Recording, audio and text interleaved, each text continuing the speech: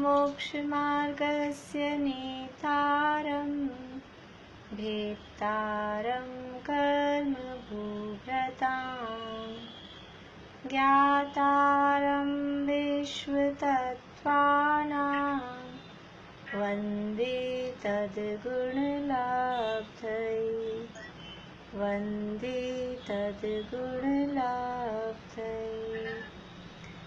मोक्षमार्ग के नेता एवं कर्म पर्वतों के भेदक और विश्व के सब तत्वों के ज्ञायक चेतन संवेदक सद्गुण आप समान प्राप्त हो यही भावना भाकर दे विनय पूर्वक करूं वंदना बारंबार जिनेश्वर दे बारंबार जिनेश्वर दे।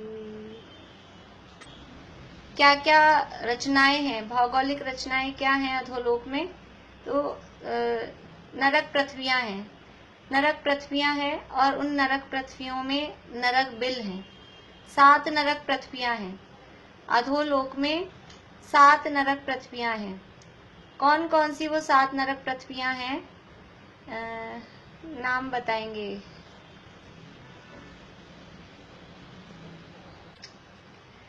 अधोलोक में 7 नरक पृथ्वियां हैं। 7 नरक पृथ्वियों के नाम कौन कौन से हैं? 7 नरक पृथ्वियां। हाँ बोलिए पद्मा। हाँ पद्मा जी बोलिए।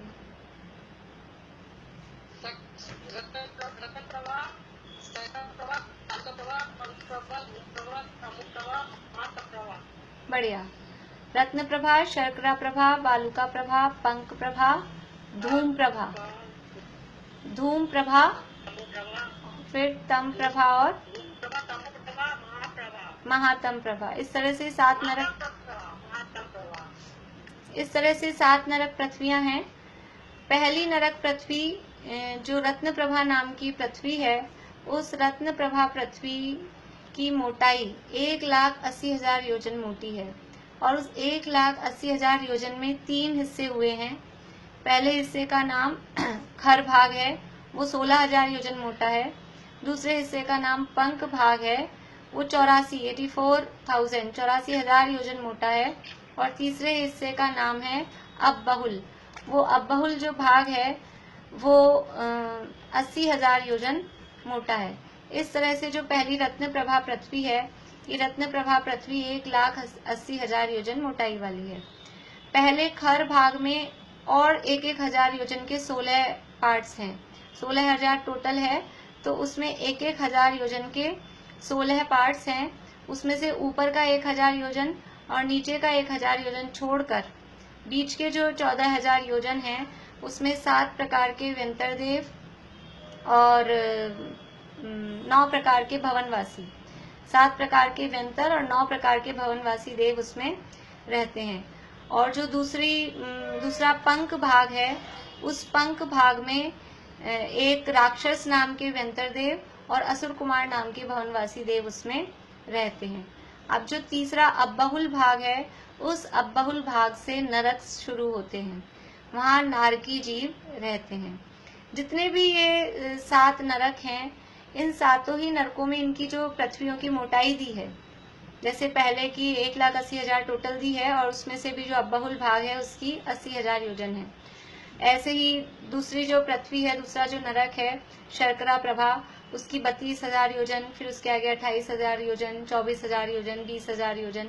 इस तरह से जो ये जो मोटाई है, इन मोटाई में ऊपर नीचे 1,000 योजन छोड़कर बीच वाले हिस्से में नारकी जीवों के बिल हैं।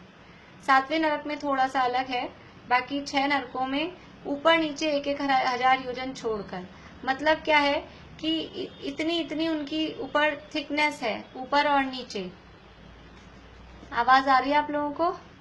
एक क्वेश्चन पूछना था। हाँ बोलिए। जो दोनों नरक है वो अबहुल भाग में है ना, पहला और दूसरा? नहीं, अबहुल भाग में पहला नरक है। देखिए तो अपन ने कहा था 1 कोस के अंदर अच्छा एक नहीं, वो कल भी अपन ने वो बात की थी। कल अपन ने नक्शे से भी देखा था। देखिए है क्या एक्चुअल में, थोड़ा सा आप संख्याओं में आप लोग कंफ्यूज हो गए हैं।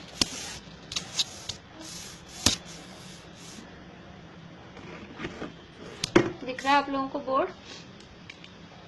ये जैसे ये जो यहाँ ये तो है मध्य लोक, है ना, ये मध्य लोक है, ये ऊपर का हिस्सा है चित्रा पृथ्वी के ऊपर का हिस्सा, और यहीं से 1,80,000 योजन की मोटाई है पहली नरक पृथ्वी की। तो 16,000 योजन में तो खर भाग है, फिर 84,000 योजन में पंख भाग है, और जो फिर 80,000 योजन है इसमें अब्बाहुल भाग है। तो ये ऊपर मध्य लोक से जो जुड़ा हुआ हिस्सा है, यहीं से ये जो पहली पृथ्वी के 3 हिस्से हैं यहीं है, ठीक है। इसके बाद में आप देखिए अपने को 7 राजू का हिस्सा अधोलोक को है ना। अपन अपन ऐसे छोड़िए, आप पहले किसी जगह के अपने को 7 हिस्से करने हैं, 7 पार्ट्स बांटना है अपने को, तो कितनी लाइन खींचनी पड़ेगी? 7 हिस्से करने के लिए लाइन कितनी खींचनी पड़ेगी? 6 लाइन खींचनी पड़ेगी। ये 1 2 3 4 5 और 6। तो ये अपने पास प्लेस कितने बन गए हैं? 7। 6 लाइन खींची है और 7 हिस्से बन गए हैं। तो अभी जो पहली पृथ्वी है ना, अपन ये ऐसे बीच वाली जगह पे ये बना देते हैं।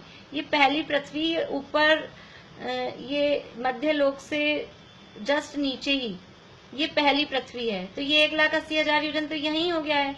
अब ये जो यहाँ से लेकर 1 राजू जाएंगे तब अपन एक लाइन खींचेंगे ना दूसरी। पहली पृथ्वी, ये वाली लाइन हटाइए अभी, ये पहली पृथ्वी है। अब इससे लेकर यहाँ से लेके 1 राजू के बाद में, उसके बाद में है ये 1 लाइन अपन ने खींची, 1 राजू के बाद में 1 लाइन खींची, तो ये पहली पृथ्वी तो यही हो गई है। और इसके बाद में 1,80,000 योजन के बाद में वात वलय हैं, फिर आकाश है।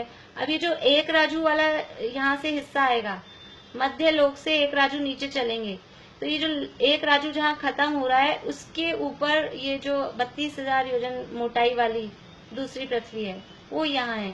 तो ये यहाँ से यहाँ का गैप वो 1 राजू हो गया। हमने ऐसा कहा ना 1 राजू में दोनों पृथ्वियां हैं, तो हमको ऐसे लग रहा है कि वो दोनों एक में मिली हुई हैं।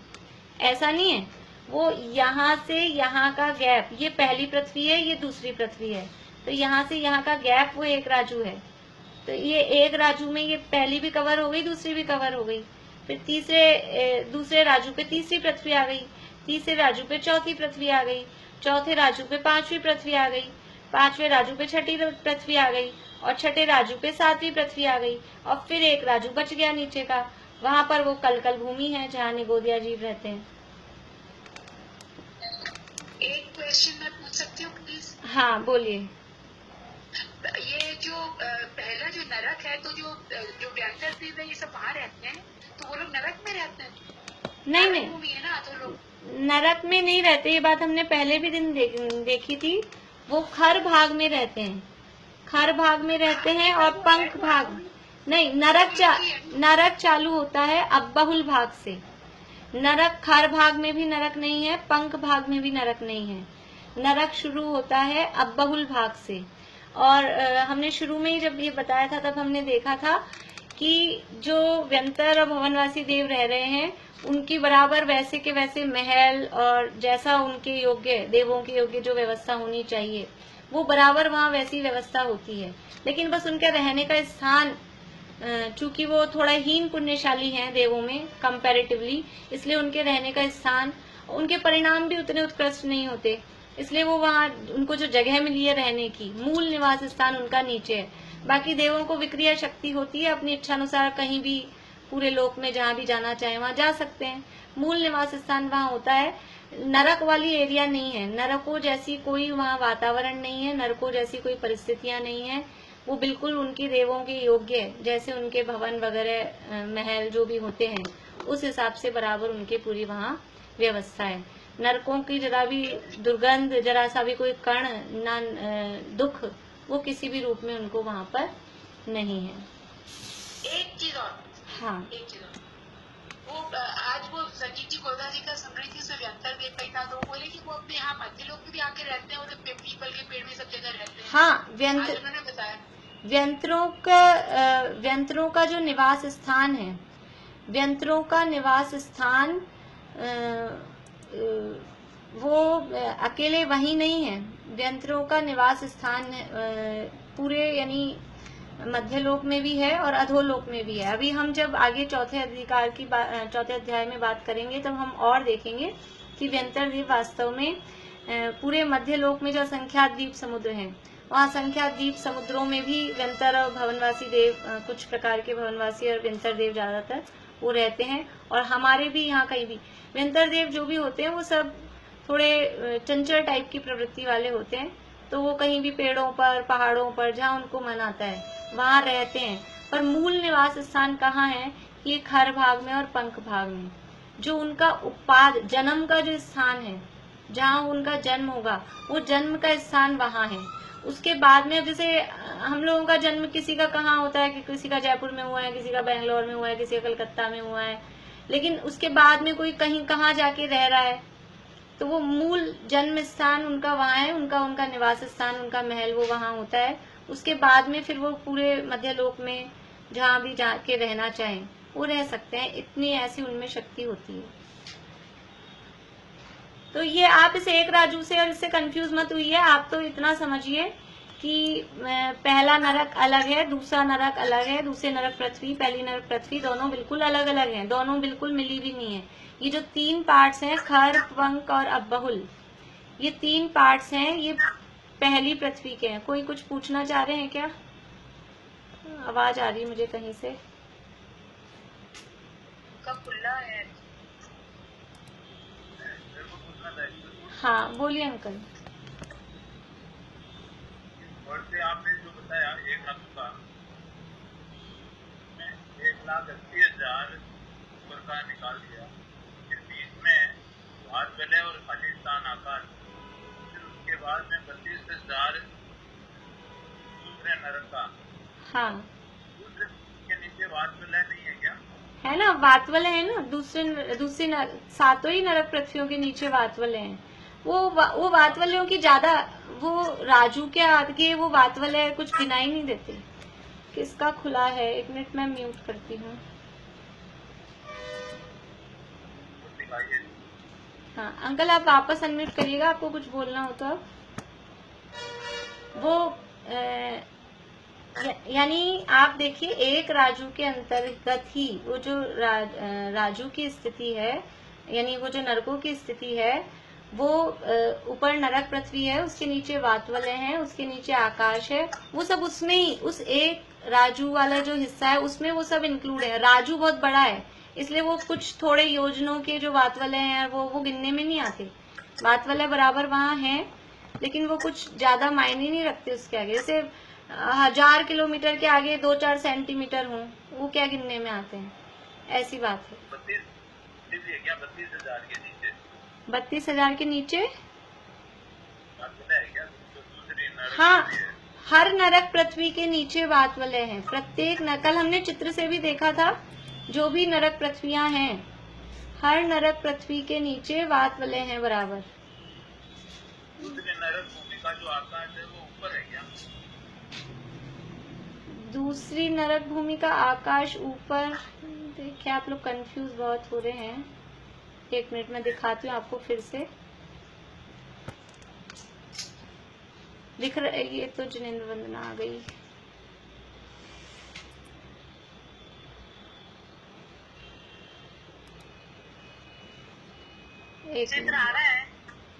एक मिनट, वो जो मुझे दिखाना है वो वाला नहीं खुला, दूसरा खुल गया। आपने जो अभी बोर्ड पे बनाया था ना, वो दिखाइए। नहीं, कल जो हमने नक्शा देखा था ना,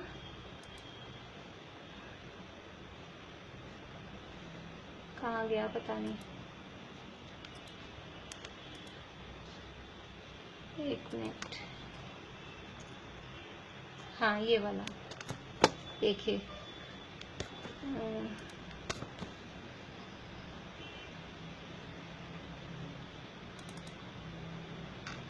जिन्हें हम इसको जूम कैसे करेंगे?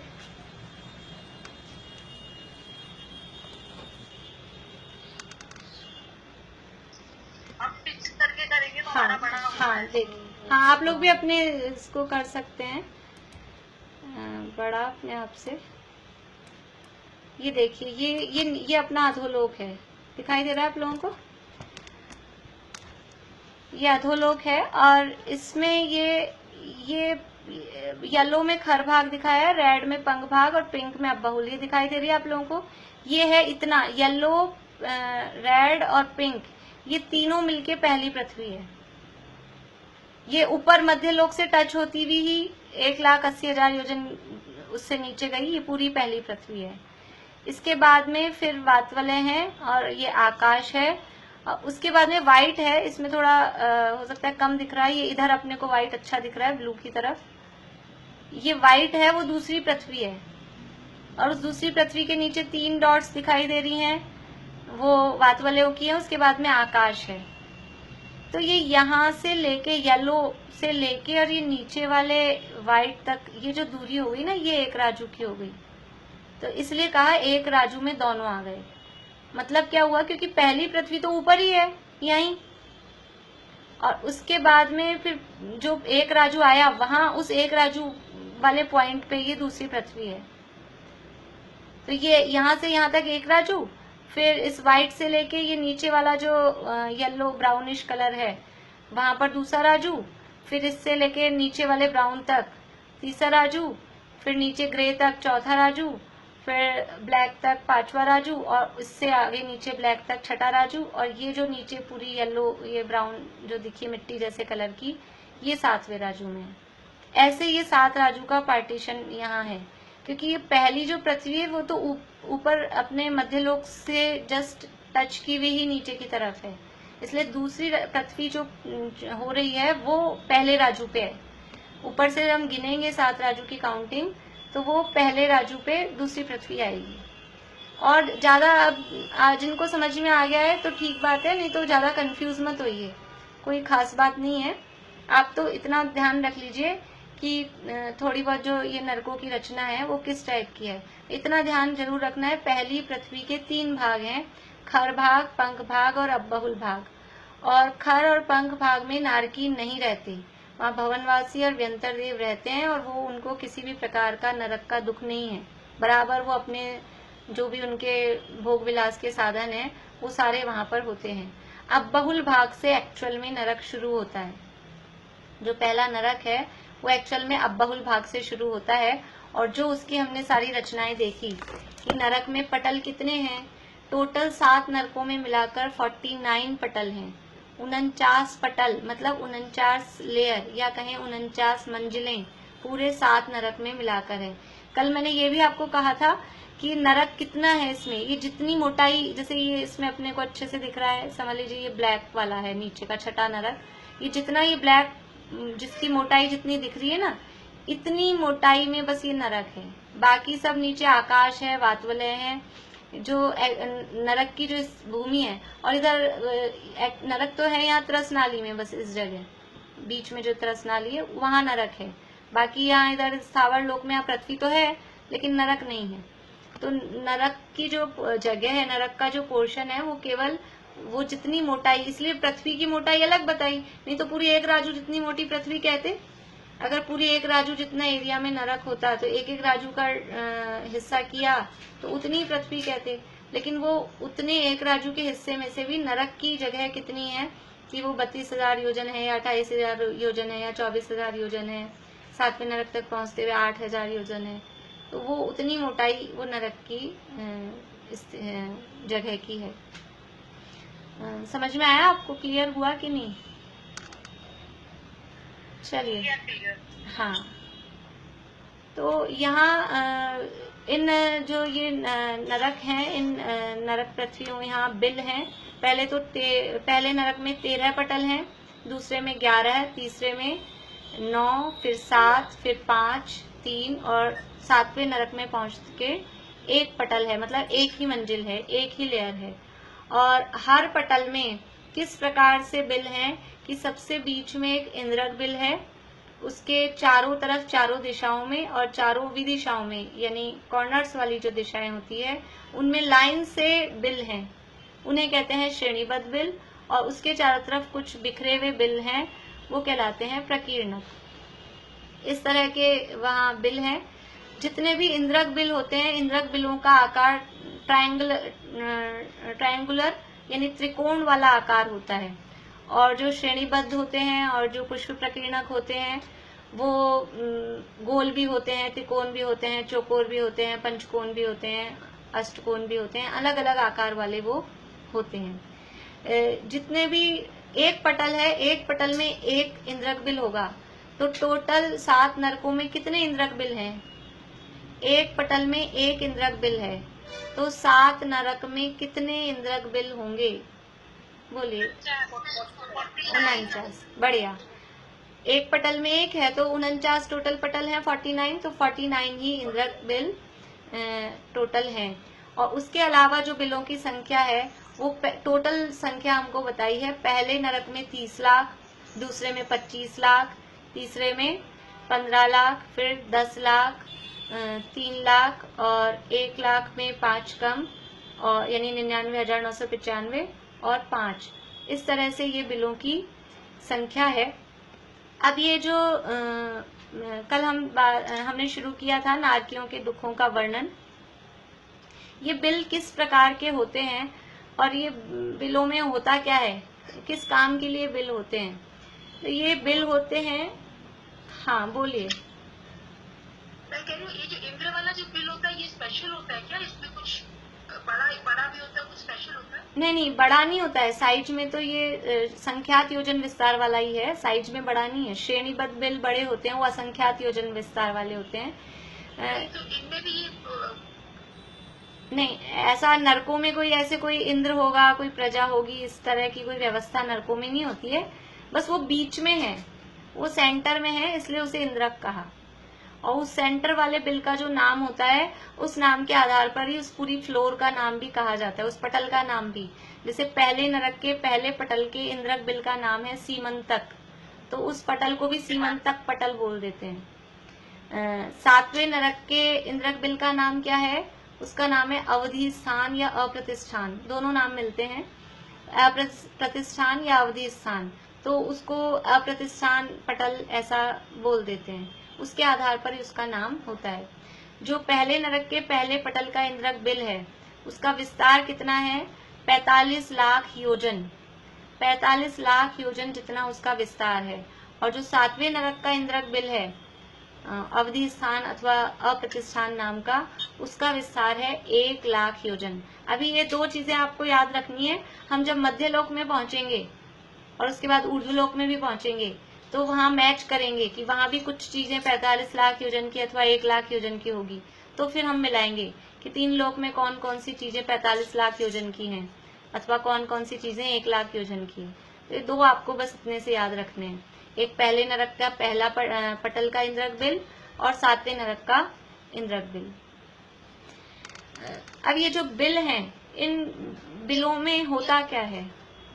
हाँ जी, हाँ बोलिए बोलिए। ये ट्रायंगल ही होते हैं इंद्रक बिल?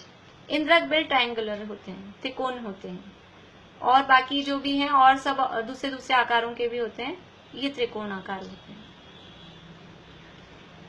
रत्न प्रभा बिल का नाम क्या है? रत्न प्रभा बिल का जो पहला बिल है उसका नाम क्या है? सीमंतक, सीमंतक, हाँ सीमंतक, सीमंतक, हाँ सीमंतक। तो ये जो बिल होते हैं, ये बिलों का ये तो हमने आकार देखा है, पर नारकियों का जो जन्म होता है वो जन्म कैसे होता है देख लीजिए आप, सही लिख लीजिएगा, सीमंतक।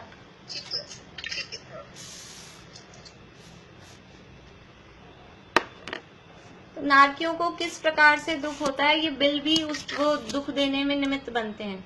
तो सबसे पहले हम देखते हैं नारक, ये नारक नाम क्यों पड़ा? नारक नाम क्यों पड़ा? जो भी नाम है, मनुष्य है, देव है, वो उनकी विशेषताओं को बताने वाले नाम हैं।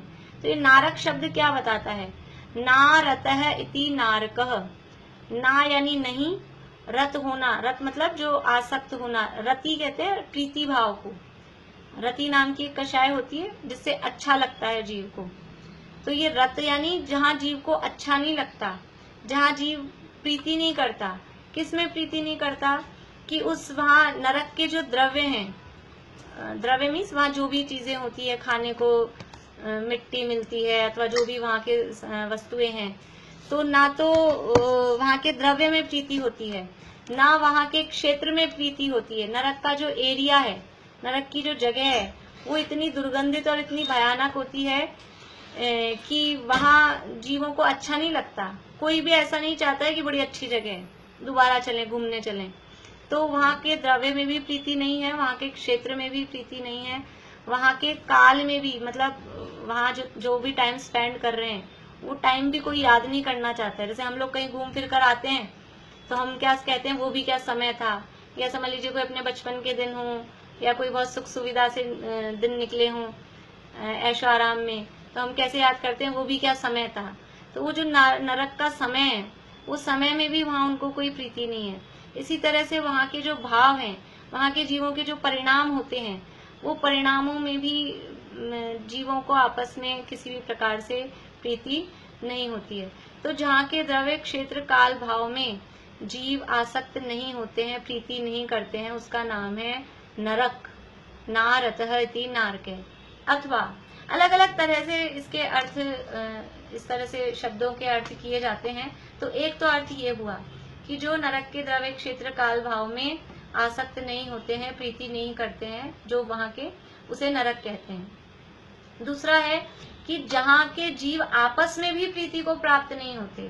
नरक में क्या पोजीशन है, चलो वहाँ की द्रव्य क्षेत्र, वहाँ की जगह, वो एरिया, वो वातावरण वो अच्छा नहीं लग रहा, लेकिन जितने जीव हैं वो तो मिलजुल के रहें, अब वो तो हिल मिल कर रहें कम से कम।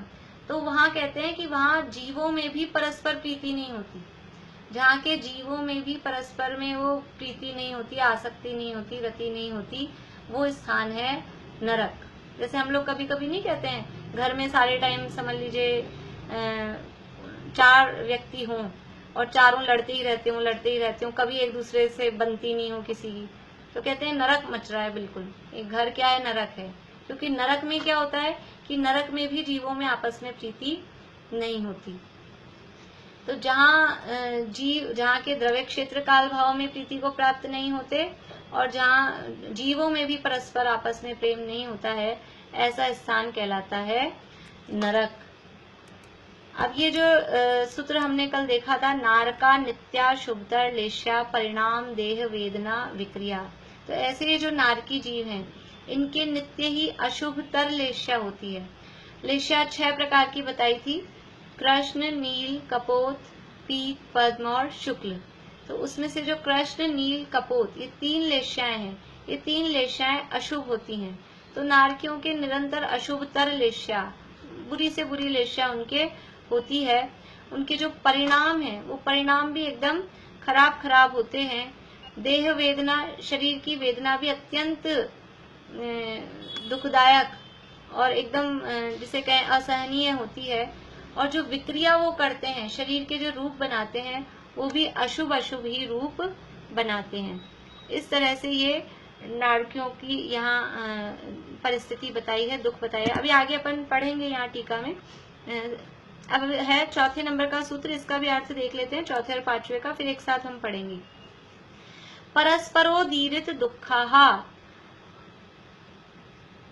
परस्पर उदीरित, और क्या है वहाँ, एक तो नरक का जो द्रव्य क्षेत्र काल भाव है, वो खुद वातावरण, वहाँ का द्रव्य क्षेत्र काल भाव मतलब वहाँ का एनवायरनमेंट, वहाँ का वातावरण ही ऐसा है कि वो कष्टप्रद है।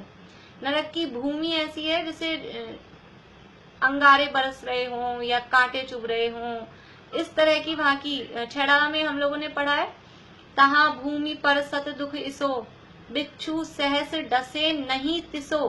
किसी को बिच्छू ने काटा है यहाँ पे? कोई है अपनी क्लास में? कोई भी नहीं है। जिसको नहीं मच्छरों ने तो काटा है, मच्छरों का काटा ही हमको सहन नहीं होता है।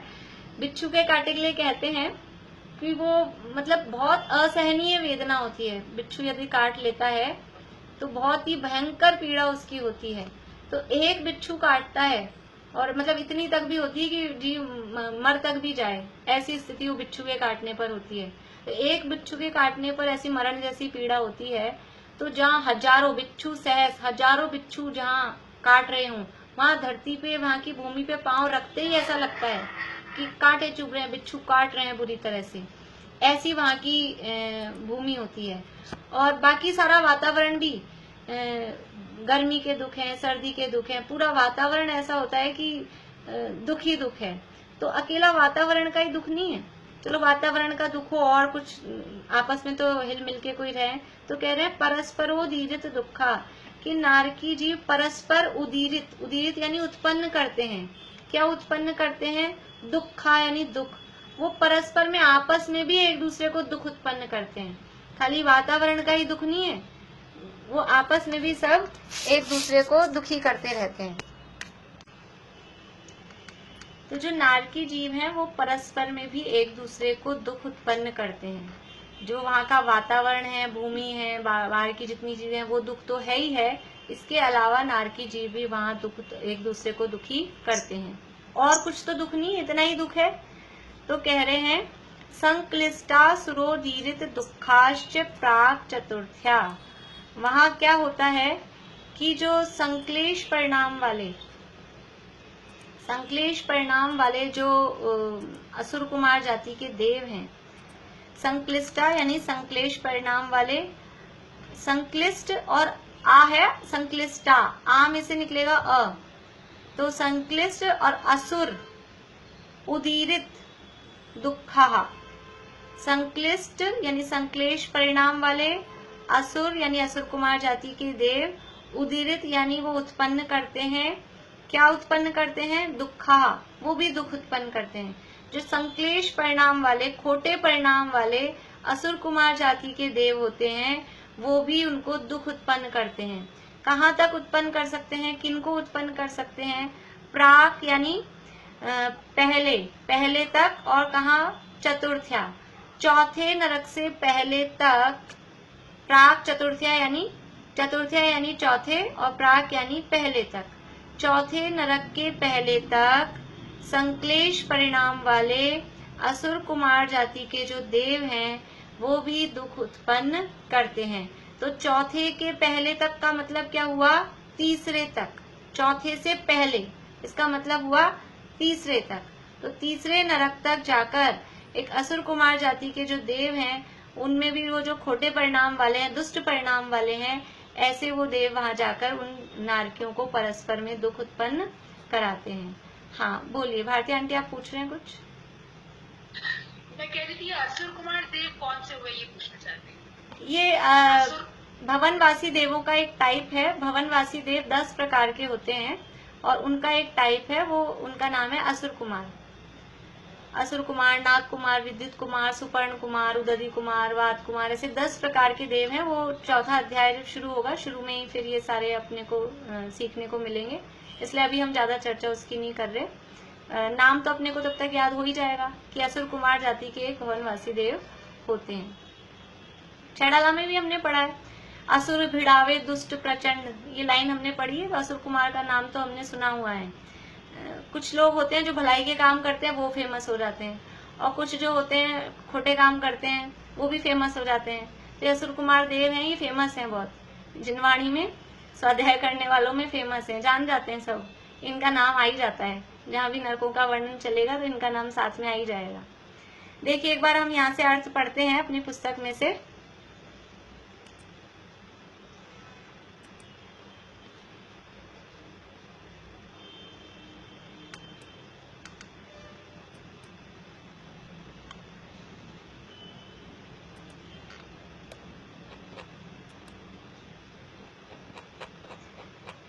नारकी जीव सदैव ही अत्यंत अशुभतर लेश्य, अशुभतर परिणाम, अशुभतर शरीर, अशुभतर वेदना और अशुभतर विक्रिया को धारण करते हैं।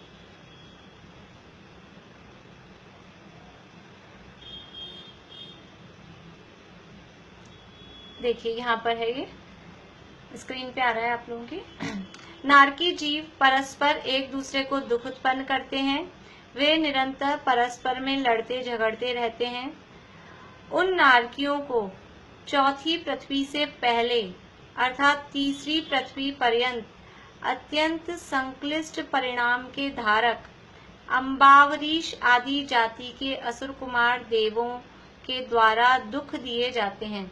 असुर कुमार ये भवनवासी देवों की एक टाइप है, एक प्रकार है, और उन असुर कुमारों में भी एक ये अम्बरीश और अम्बावरीश ऐसे नाम वाले और देव होते हैं।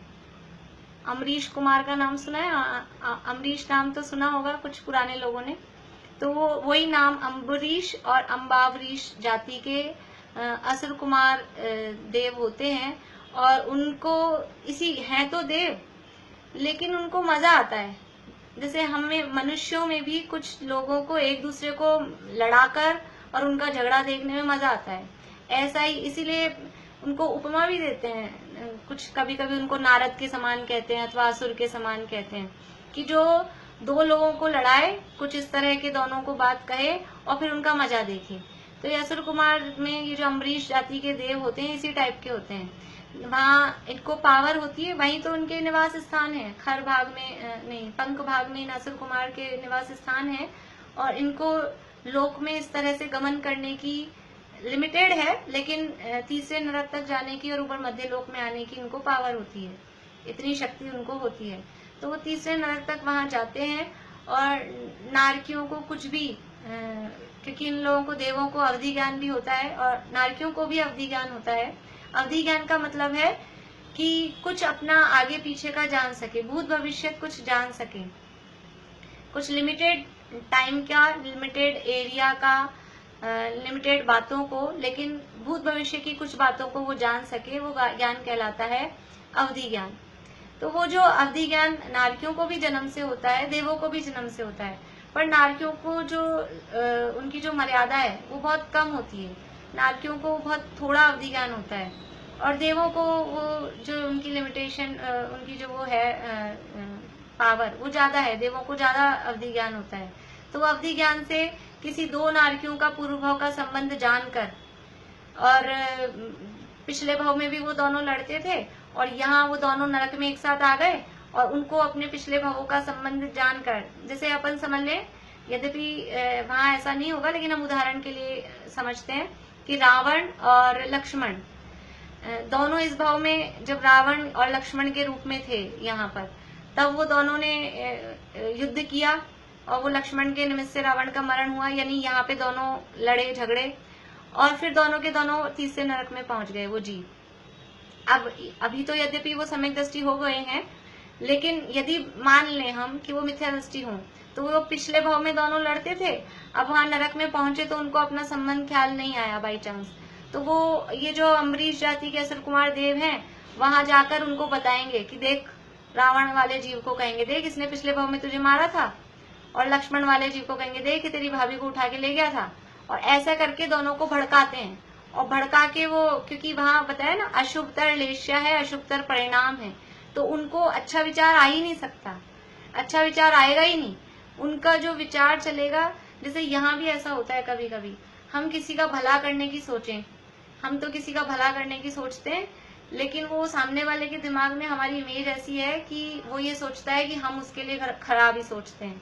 ऐसा होता है, समझ लीजिए टीवी में इस तरह का दिखता है, या घरों में भी इस तरह का हो सकता है कि कोई व्यक्ति तो सामने वाले का अच्छा करना चाह रहा है, लेकिन उस सामने वाले के दिमाग में इसकी इमेज ऐसी है कि ये मेरा खराब ही करता है, खोटा ही करता है, ये मेरा बुरा ही चाहता है। तो वो अच्छा करने की इच्छा होने पर भी वो समझ रहा है कि ये तो मेरा बुरा करता है, बुरा करना चाह रहा है, तो वो उससे नाराज होता है।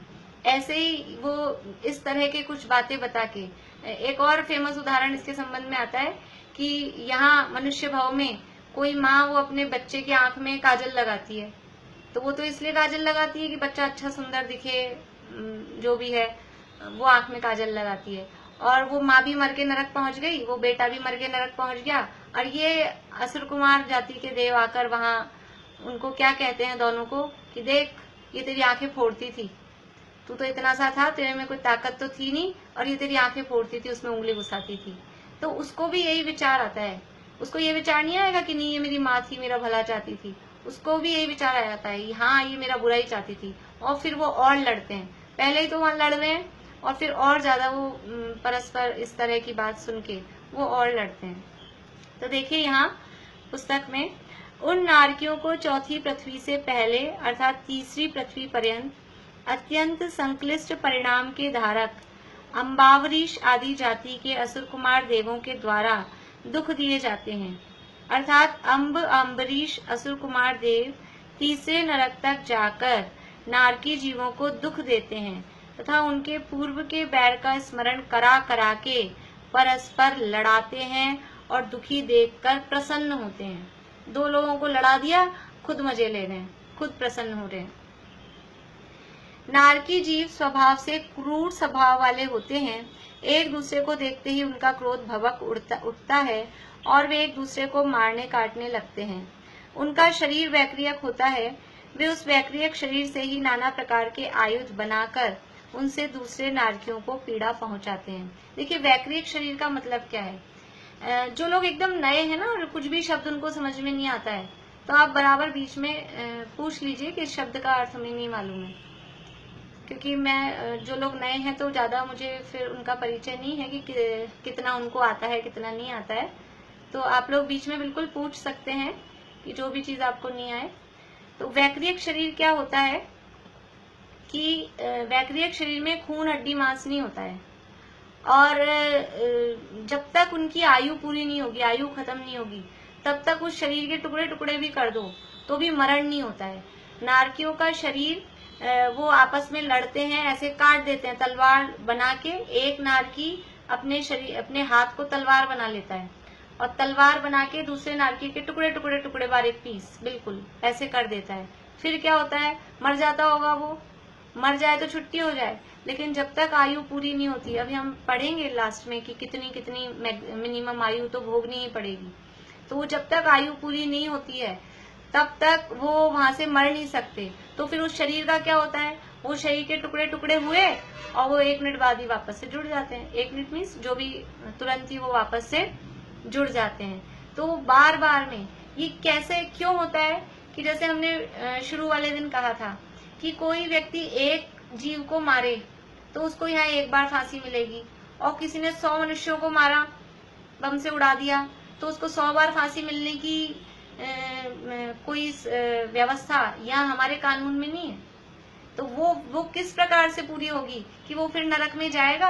अब वो 100 बार मरेगा, 100 बार नहीं, 1000 लाखों बार, जिंदगी भर बार बार में वो इस तरह से मरता रहेगा, कटता रहेगा कि तूने एक को काटा था।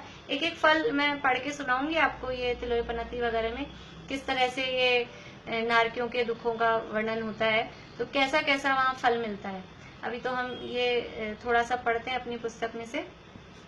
तो वो उनको देखते ही उनका क्रोध भड़क जाता है और एक दूसरे को मारने लगते हैं। उनका शरीर वैक्रियक होता है। वे उस वैक्रियक शरीर से ही नाना प्रकार के आयुध बनाकर उनसे दूसरे नारकियों को, वो जो उनको वैक्रियक शरीर है, उस वैक्रियक शरीर के माध्यम से अपने शरीर को, चाहे जो वहाँ कोई तलवारें नहीं रखी होती हैं कि वहाँ नरकों में एक आयुधशाला हो, वहाँ तलवारें रखी हो या कोई इस तरह का कुछ, जैसे हमने छड़ाला में पढ़ा है सेमर तरुदल जो तसी पत्र, तो सेमर के वृक्ष होते हैं या कोई वैतरणी नदी होती है, ऐसा कुछ भी नहीं होता है। बिच्छू काट रहे हैं हजारों, तो वहाँ कोई बिच्छू होते हो। विकलत्र जीव नरकों में नहीं होते।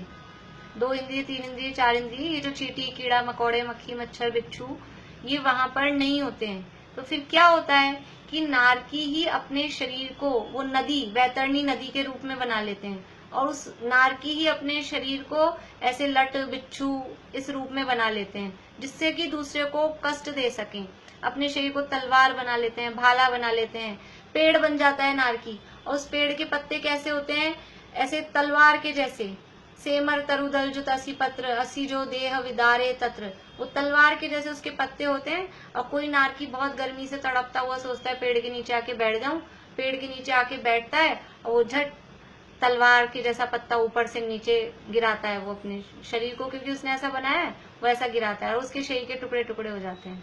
तो इस तरह से ये, और कब तक चलता है ये? एक कब शांति मिलती होगी? रात को तो शांति मिल जाती होगी, रात में तो ये लड़ाई झगड़ा बंद हो जाता होगा कि वहाँ रात ही नहीं होती, वहाँ दिन रात का भेद ही नहीं है, सारे टाइम यही चलता रहता है, मारो काटो, इसके अलावा दूसरा कुछ नहीं। तीसरे नरक तक देवों का भी गमन होता है, इसलिए असुर कुमार नामक भवनवासी देव भी कौतूहलवश उन्हें आपस में भिड़ा देते हैं और उनका घात प्रत्याघात देखकर प्रसन्न होते हैं। एक लाइन और नेक्स्ट पेज की 2 लाइन पढ़ लेते हैं, उसके बाद पूरा करेंगे, फिर आगे कल पढ़ेंगे। ये ऊपर की 2 लाइनें पढ़ेंगे 144 पेज पे। पर यह काम सभी असुर कुमार देव नहीं करते, किंतु अम्बावरीश आदि जाति के कुछ असुर कुमार देव ही करते हैं। ये जो लड़ाने भिड़ाने का काम है सारे के सारे असुर कुमार नहीं करते हैं। ये जो अम्ब और अम्बावरीश जाति के, अम्बरीश जाति के जो देव होते हैं, उन्हीं की इस तरह की नेचर होती है, वही जाके वहां लड़ाने का काम करते हैं। अब आगे लेश्याओं का वर्णन है, किस नरक में कौन सी लेश्या है, और भी बातें हैं, कल हम इसकी चर्चा करेंगे। अभी किसी को कुछ पूछना है तो पूछ सकते हैं। अभी नरक में जो सम्यकदृष्टि जीव होते हैं वो भी करते हैं क्या? हाँ, लड़ाई झगड़ा तो ये तो वो काम करना ही पड़ता है वहाँ। तीर्थंकर के जीव भी, असंख्यात जीव नरक में ऐसे हैं जो वहाँ नरक से निकल के तीर्थंकर होने वाले अगले ही भाव में। वो भी अभी क्या काम कर रहे हैं कि वो भी काम तो नरक में यही करना पड़ेगा। बस तीर्थंकरों के लिए थोड़ी विशेष सुविधा है कि जब उनकी आयु पूरी होने वाली होती है उसके 6 महीने पहले उनका ये लड़ाई झगड़ा बंद हो जाता है, मारकाट बंद हो जाती है। तीर्थंकरों का जब यहाँ जन्म होने वाला है उससे 6 महीने, मतलब जन्म के 6 महीने पहले से वहाँ उनके लिए एक समझ लीजिए परकोटा टाइप बन जाता है। एक बार पूछो। हाँ आंटी 1 मिनट, ये पूरा कर दूं मैं, 1 मिनट। बाकी कोई भी हो वहाँ किसी को कोई समझ लीजिए कंसंट्रेशन, किसी का खुला है, एक बार वो आवाज बीच में कट जाती है। बहुत लोगों को खुले हैं।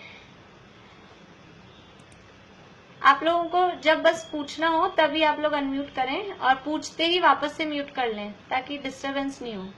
फिर वापस पूछना है तो फिर अनम्यूट कर लें। तो मतलब किसी को कोई छूट नहीं है, सम्यक दृष्टि हो मिथ्या दृष्टि हो, बराबर लड़ाई झगड़ा मारकाट वहां के वो दुख भी उनको भोगने पड़ेंगे, और वो खुद भी मारेंगे पीटेंगे।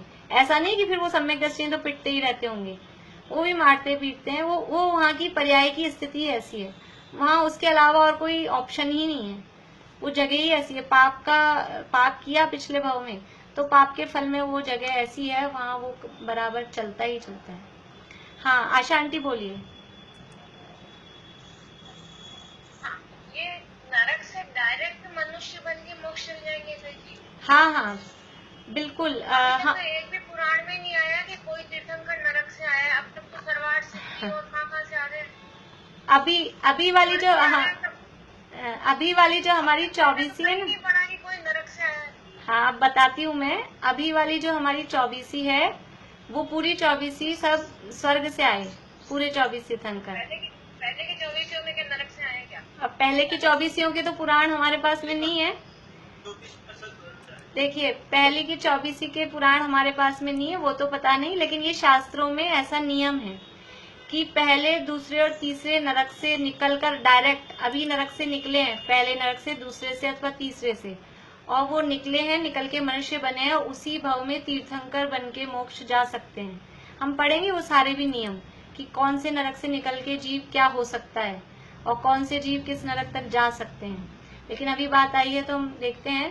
देखिए हमने श्रेणिक राजा का नाम सुना है, श्रेणिक राजा की कहानी काफी लोगों ने सुनी होगी।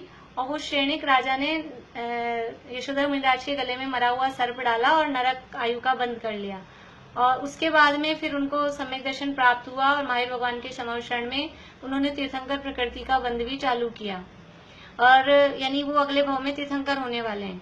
लेकिन क्योंकि वो मुनिराज की विराधना के कारण उन्होंने नरक आयु का आश्रय किया था तो नरक में गए हैं। अभी वो श्रेणिक राजा पहले नरक में है। अब वो श्रेणिक राजा मीन्स वो श्रेणिक राजा का जीव, वो पहले नरक का नारकी है, और वहां से निकलते ही 84,000 वर्ष बाद, अभी 21,000 वर्ष का ये पंचम काल है, फिर 21,000 वर्ष का वापस छठा काल आएगा, फिर वापस 21,000 वर्ष का छठा काल, और फिर वापस 21,000 वर्ष का पंचम काल। ऐसे 84,000 वर्ष के बाद में जब उत्सर्पणी का तीसरा काल जो मोक्ष जाने योग्य कर्म भूमि बनेगी, वहां पर वो पहले तीर्थंकर होंगे। ये तो सुना है आशा आंटी आपने? ये सुना नहीं है? लेकिन अब अगली पुराण में जैसे ये लिखा जाएगा कि हाँ, जीव नरक से आके हाँ में आया, लिखा जाएगा, बिल्कुल लिखा जाएगा। तो क्या दिक्कत है? अभी तो तीर्थंकर हो रहे हैं। अभी तो मैंने तो कहीं नहीं पढ़ा। तो अभी वाले आए ही नहीं है ना। पर अब उनकी महिमा ऐसे लिखी जाएगी कि वो नरक गए थे, लेकिन नरक आयु का आश्रय करने के बाद भी उन्होंने सम्यक दर्शन प्राप्त किया, शायद सम्यक दर्शन किया और तीर्थंकर प्रकृति का बंध भी किया। ऐसे जीवों के परिणाम की विचित्रता है कि नरक आयु बांधने के बाद भी कोई ये रोने बैठ जाए कि अब तो हमको नरक आयु बंध गई, अब क्या करें। तो नरक आयु बंध गई हो, उससे कुछ फर्क नहीं पड़ता। बाहर में नरक में रहो कि स्वर्ग में रहो, बाहर के क्षेत्र से वास्तव में सुख दुख का संबंध ही नहीं है। जीव दुखी क्यों हुआ, ये छेड़ाला में कहा है कि जीव दुखी क्यों हुआ है। मोह महामद पियो अनादि, ये मोह के कारण जीव दुखी है। सम्यक दर्शन बिन दुख पाए, जो विमानवासी हुआ है। हम देव नहीं बने क्या, अनंत बार हम देव बने, लेकिन सुखी हुए क्या? सुखी नहीं हुए, क्योंकि सुखी होने का कारण बाहर की सामग्री नहीं है। सामग्री की कमी नहीं है किसी के भी पास, लेकिन किसी से भी पूछो, कोई भी हाथ खड़ा कर दे कि हम बिल्कुल सुखी हैं, ऐसा दुनिया में कोई जीव नहीं मिलेगा। सबको कुछ ना कुछ, कोई तन दुखी, कोई धन दुखी, कोई मन दुखी दिखे। संसार में सुख सर्वथा ना काहू के दिखे। किसी के शरीर के कष्ट हैं, किसी के रुपए पैसे धन दौलत के कष्ट हैं, किसी के परिवार के कष्ट हैं, अभी समझ लीजिए विश्व का कष्ट हो रहा है, कोरोना हो रहा है, ये तो पूरे वर्ल्ड में चल रही है समस्या। तो इसलिए संसार में सुख है नहीं, किसी जगह पर, किसी द्रव्य में, किसी क्षेत्र में, किसी काल में सुख नहीं है। सुख है केवल अपने परिणामों में, आत्मा में सुख है। इसलिए सुख का मूल कारण सम्यक दर्शन है। नरक में चला गया तो कोई बात नहीं है, चले जाओ नरक से आके तो तीर्थंकर बन के मोक्ष जा रहे हैं। इसलिए अगली 24 के कई तीर्थंकर नरक से आने वाले हैं। अभी मेरे को ऐसा प्रमाण ध्यान नहीं है, लेकिन जहां तक मुझे ध्यान है सारे ही तीर्थंकर नरक से आने वाले हैं। तीसरे नरक तक से आकर सीधे तीर्थंकर हो सकते हैं। तो ये तो कुछ विशेष बातें हैं।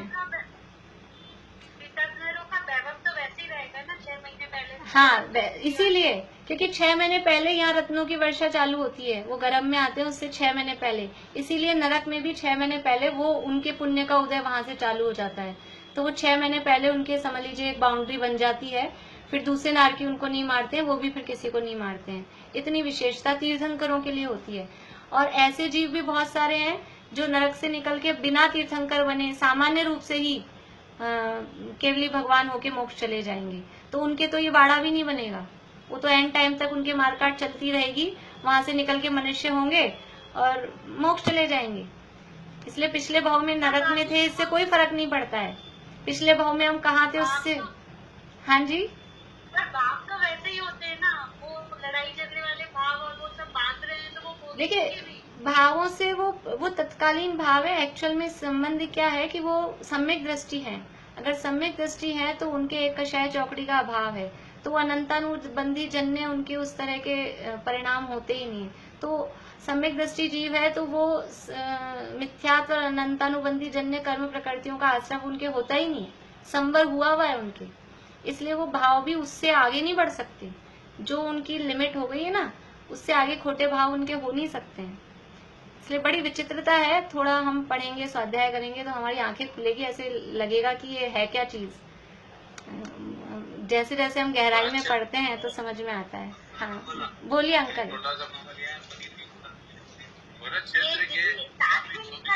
एक मिनट मीना चाची रुकिए। हाँ अंकल फिर से बोलिए। भारत क्षेत्र के आगामी 24 तीर्थंकर आर्य खंड से जो पैदा होंगे तो फिर भारत से अमेरिका से भी हो जाएंगे। अब वो जो भी होगा, जो भी एरिया होगा, देखिए तीर्थंकरों का जन्म अयोध्या में होता है, ये ऐसा नियम है। ये तो हुंडाव सर्पणी काल था ना, अभी जो चल रहा है हमारा काल, इसलिए अयोध्या से तो 5 ही तीर्थंकरों का जन्म हुआ, बाकी सब इधर उधर से और जगहों से हुआ।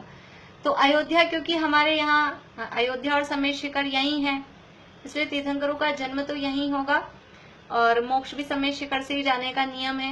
ये तो इस बार हुंडाव सर्पणी काल दोष से ये अयोध्या से और समेत शिखर जी में थोड़ा सा चक्कर हुआ कि मोक्ष भी और जगह से भी गए। बाकी जन्म और मोक्ष तो यहीं से होने वाला है। विहार कहीं भी करें, वो उस समय जो भी अमेरिका वाली जगह में जो भी होगा, ये तो बदलती रहती हैं। जहाँ अभी आज पानी है वहाँ पहाड़ बन जाएगा। जब काल परिवर्तित होता है तो वो सब ये चीजें बदल जाती हैं। कहीं पहाड़ है वहाँ पानी आ जाएगा, ऐसा ये तो इस तरह का भौगोलिक चेंज तो होता रहता है, जो ये टेम्परेरी है। अकृत्रिम रचनाओं में परिवर्तन नहीं होता, लेकिन ऐसे जो हैं अभी के जो हमको छोटे मोटे दिखते हैं वो सब चेंज हो जाते हैं। तो भरत क्षेत्र हाँ, भरत क्षेत्र ही रहेगा। चलिए, अभी के विषय से संबंधित कुछ प्रश्न हो तो करिए, नहीं तो बोलिए। हाँ भारती आंटी बोलिए। तीसरे काल में हुए ना ऋषभ अजन। हाँ वो अगले उसमें नहीं होगा ना? हाँ, अगले में नहीं होगा, ये हुंडार सर्पणी काल की वजह से हुआ है।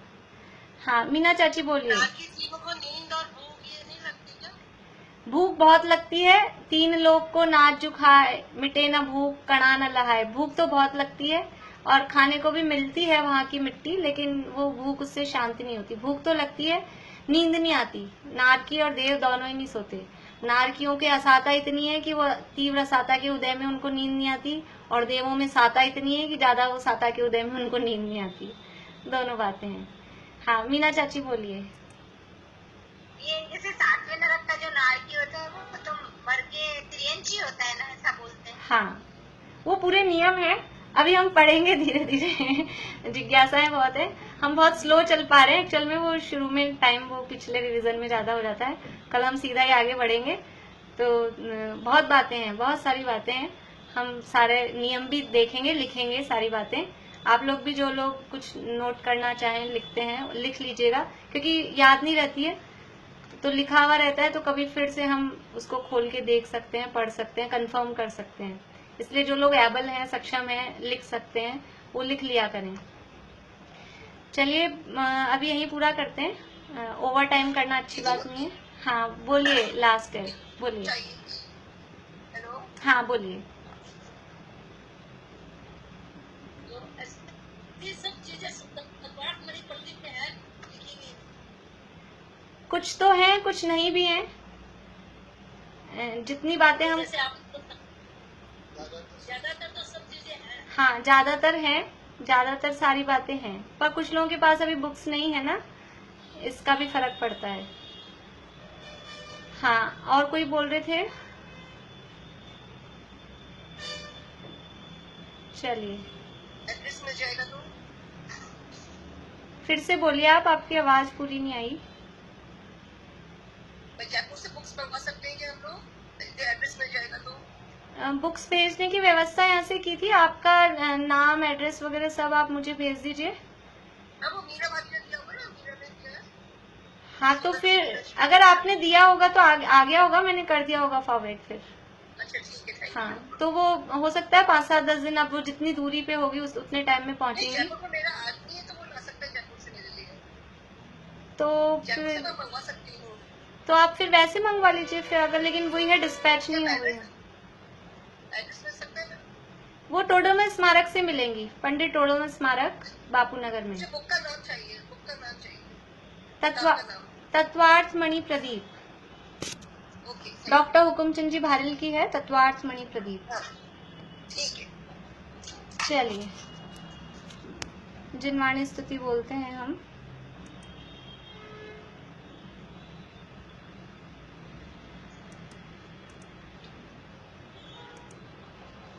ये स्क्रीन पे आ रही है जिनवाणी स्तुति, आप लोग देख सकते हैं।